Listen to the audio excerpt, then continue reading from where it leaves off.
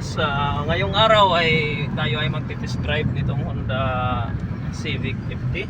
So ito yung nangongonsumisyon yung may-ari dahil yung nakabili, dahil bagong bili lang ay doon niya nalaman na bakit abnormal yung shifting, panay shift shock. And then sa umaga nung kinabukasan, nabili niya ngayon kinaumagahan, bukas pag start niya ayaw umatras, ayaw umabante. So yung tinatawag natin na painitin dahil sa loose pressure yung kanyang transmission. So nangyayari po yan sa lahat ng automatic transmission kapag ubos na ang lifespan.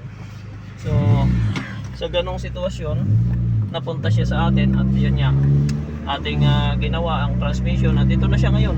Wala na siyang painitin at patulin na, hindi tulad ng dati na umuugong na lang ang makina, mabagal ang takbo. Ngayon pag kinargahan natin ito, sumisibat talaga, nagkakambyo na. Ayan, so ngayon magtituwa na ang may-ari nito, ang nakabili. Maiibsan na yung kanyang consumption doon sa akala niya ang nabili niya ay wala nang pakinabang. Ngayon ito na siya, pwede na pang racing uli sir. Honda Civic FD 2008 ba ito? 2009 model nito.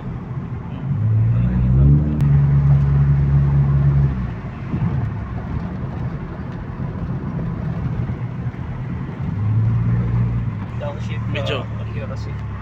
So smooth shifting, accurate and responsive yung kanyang transmission.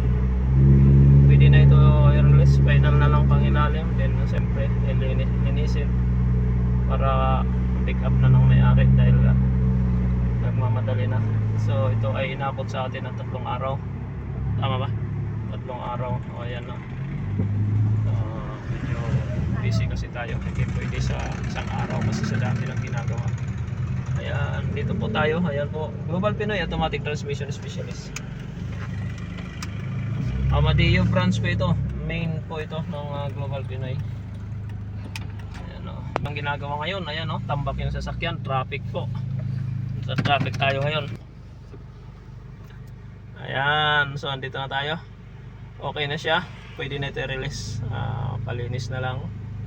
Ayan, tambak yung sasakyan natin dito, marami pa tayong gagawin.